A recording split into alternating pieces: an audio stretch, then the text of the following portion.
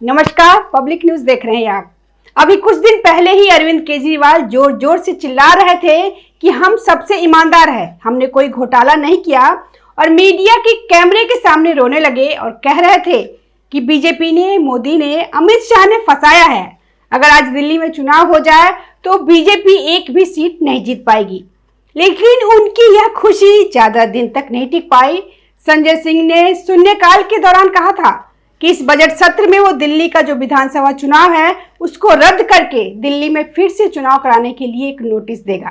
संजय सिंह ने यह भी कहा कि केंद्रीय जांच एजेंसियों के दुरुपयोग और जांच से अत्यधिक विलंब के संबंध में कहा कि ये जो दिल्ली की एक अदालत ने जो पूरा केजरी गैंग को दिल्ली शराब माफिया के मामले में आरोप मुक्त कर दिया, इस मामले में केजरीवाल गैंग को राहत मिल गई है और इसीलिए संसद में एक प्रस्ताव लाने की तैयारी थी। संजय सिंह इस तैयारी में ही थे कि उधर दिल्ली हाईकोर्ट से आज एक बड़ी खबर सामने आई है जिसने दिल्ली की राजनीति में एक बार फिर हलचल पैदा कर दी है।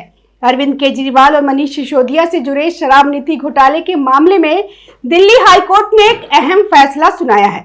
इस फैसले को आम आदमी पार्टी के लिए बड़ा झटका और केंद्रीय जांच एजेंसी सीबीआई के लिए राहत के तौर पे देखा जा रहा है। दरअसल मामला दिल्ली की नई शराब नीति से जुड़ा हुआ है, जिससे लेकर पिछले कई वर्षों से विवाद चल रहा है। इस मामले में पहले निचली अदालत ने अरविंद केजरीवाल, मनीष सिसोदिया समेत कुल 23 आरोपियों को आरोप मुक्त कर दिया था। इस फैसले के बाद आम आदमी पार्टी ने इसे अपनी बड़ी जीत बताया था और पार्टी नेताओं ने कहा था कि जांच एजेंसियों द्वारा लगाए गए आरोपों में कोई दम नहीं है। लेकिन अब दिल्ली हाईकोर्ट ने निचली अदालत के उस फैसले पर रोक लगा दी है। हाईकोर्ट ने इस मामले में अरविंद केजरीवाल, मनीष सिसोदिया समेत सभी 23 आरोपियों को नोटिस जारी किया है और उनसे जवाब मांगा है। हाईकोर्ट के इस फैसले के बाद एक बार फिर यह मामला चर्चा के केंद्र में आ गया है। दरअसल दिल्ली हाईकोर्ट में आज सीबीआई की उस अपील पे सुनवाई हो रही थी जिसमें निचली अदालत द्वारा दिए गए आरोप मुक्त करने के फैसले को चुनौती दी गई थी। सीबीआई का कहना था कि निचली अदालत ने उपलब्ध साक्ष्यों को ठीक से नहीं देखा और कई महत्वपूर्ण तथ्यों को नजरअंदाज कर दिया।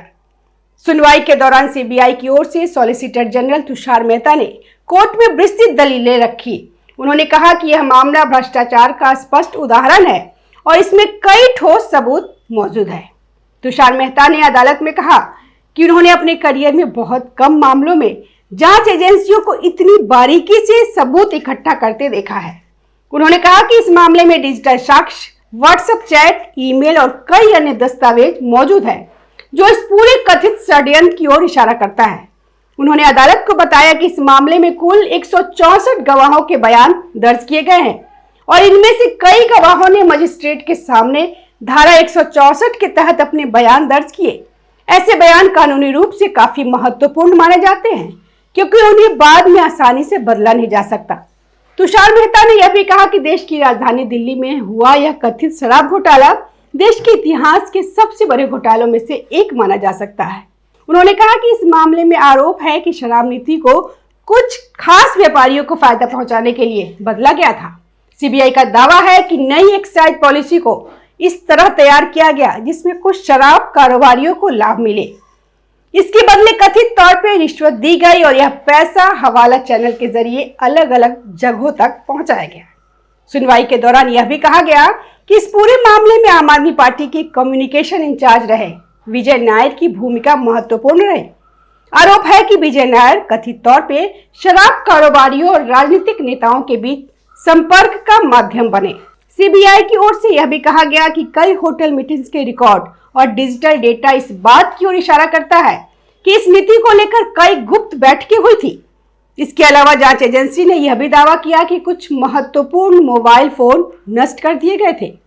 सीबीआई का कहना है कि मनीष सिसोदिया से जुड़े 2 मोबाइल फोन कथित तौर पर नष्ट किए गए जिनमें कई महत्वपूर्ण जानकारियां हो सकती थी। जांच एजेंसी ने अदालत को यह भी बताया कि व्हाट्सएप चैट्स और अन्य डिजिटल साक्ष्यों से यह संकेत मिलता है कि रिश्वत की रकम हवाला चैनल के माध्यम से ट्रांसफर की गई। सीबीआई का यह भी आरोप है कि गोवा चुनाव के दौरान लगभग 44 करोड़ 50 लाख रुपए कथित तौर पे हवाला चैनल के जरिए भेजे गए थे। जांच एजेंसी का कहना है कि इस पूरे पैसे के लेन देन की चेन की पहचान की जा चुकी है। सुनवाई के दौरान तुषार मेहता ने निचली अदालत के फैसले पर भी सवाल उठाए। उन्होंने कहा कि ट्रायल कोर्ट ने जिस आधार पे आरोपियों को डिस्चार्ज किया वह आपराधिक कानून के मूल सिद्धांतों के खिलाफ है। उन्होंने कहा कि डिस्चार्ज के चरण पे अदालत को केवल यह देखना होता है कि आरोप प्रथम दृष्टया बनता है या नहीं, लेकिन ट्रायल कोर्ट ने इस स्तर पर ही साक्ष्यों का विस्तृत मूल्यांकन कर दिया जो सामान्य प्रक्रिया से अलग है। सीबीआई की दलीलों को सुनने के बाद दिल्ली हाईकोर्ट ने ट्रायल कोर्ट के आदेश पर फिलहाल रोक लगा दी है। हाईकोर्ट ने यह भी कहा कि जब तक इस मामले में हाईकोर्ट का अंतिम फैसला नहीं आ जाता तब तक ट्रायल कोर्ट इस मामले में कोई अंतिम निर्णय नहीं सुनाएगा। इस फैसले को आम आदमी पार्टी के लिए बड़ा झटका माना जा रहा है, क्योंकि निचली अदालत के फैसले के बाद पार्टी के नेता लगातार कह रहे थे कि उनके खिलाफ लगाए गए आरोप राजनीतिक बदले की भावना से लगाए गए हैं। अब हाईकोर्ट के इस फैसले के बाद मामला फिर से कानूनी प्रक्रिया में आ गया है और इसकी अगली सुनवाई 16 मार्च को तय की गई है। प्रवर्तन निदेशालय ईडी ने 21 मार्च 2024 को अरविंद केजरीवाल को पूछताछ के बाद गिरफ्तार कर लिया था। 10 मई को उच्चतम न्यायालय ने केजरीवाल को 1 जून तक की अंतरिम जमानत दी थी, जिसके बाद केजरीवाल ने 26 जून 2024 को सरेंडर किया था। केजरीवाल को 26 जून 2024 को सीबीआई ने गिरफ्तार किया। ईडी ने 10 मई 2024 को छठी पूरक चार्जशीट दाखिल किया था, जिसमें बीआरएस नेता के कविता, चरणप्रीत सिंह, दामोदर शर्मा, प्रिंस कुमार, अरविंद सिंह को आरोपित बनाया गया। कोर्ट ने 29 मई को छठे पूरक चार्जशीट पे संज्ञान लिया था। उच्चतम न्यायालय ने 27 अगस्त को के कविता को सीबीआई और ईडी के मामले में जमानत दी थी। उच्चतम न्यायालय ने 13 सितंबर 2024 को केजरीवाल को सीबीआई के मामले में नियमित जमानत दी थी। उसके पहले उच्चतम न्यायालय ने 12 जुलाई 2024 को ईडी के मामले में अरविंद केजरीवाल को अंतरिम जमानत दी थी। इस पूरे मामले को लेकर भारतीय जनता पार्टी ने भी तीखी प्रतिक्रिया दी है। दिल्ली बीजेपी के प्रदेश अध्यक्ष वीरेंद्र सचदेवा ने प्रेस कॉन्फ्रेंस कर कहा कि झूठ और भ्रम का जीवन बहुत छोटा होता है और अंततः सत्य की जीत होती है।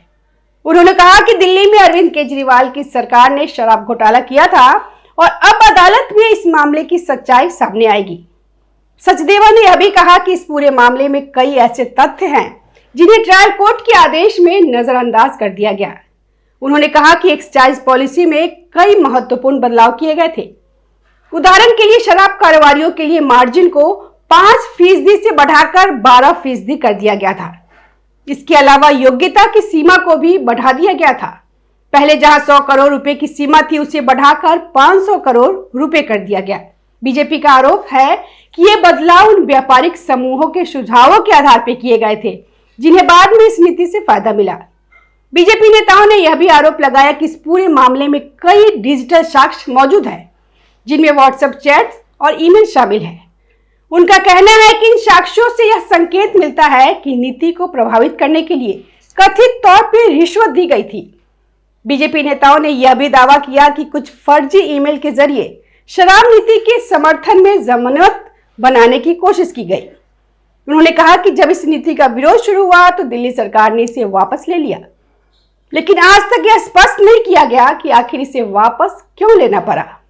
बीजेपी नेताओं का यह भी कहना है कि इस मामले में कई महत्वपूर्ण फाइलें और दस्तावेज सामने आए हैं जो इस कथित षड्यंत्र की ओर इशारा करता है। उन्होंने यह भी कहा कि एक्साइज पॉलिसी तैयार करते समय कई महत्वपूर्ण अधिकारियों को प्रक्रिया से बाहर रखा गया था।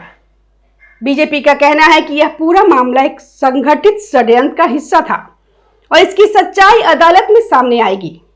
हालांकि आम आदमी पार्टी लगातार इन आरोपों को खारिज करती रही है और पार्टी का कहना है कि यह पूरा मामला राजनीतिक बदले की भावना से प्रेरित है। पार्टी नेताओं का कहना है कि केंद्र सरकार जांच एजेंसियों का इस्तेमाल करके विपक्षी नेताओं को निशाना बना रही है।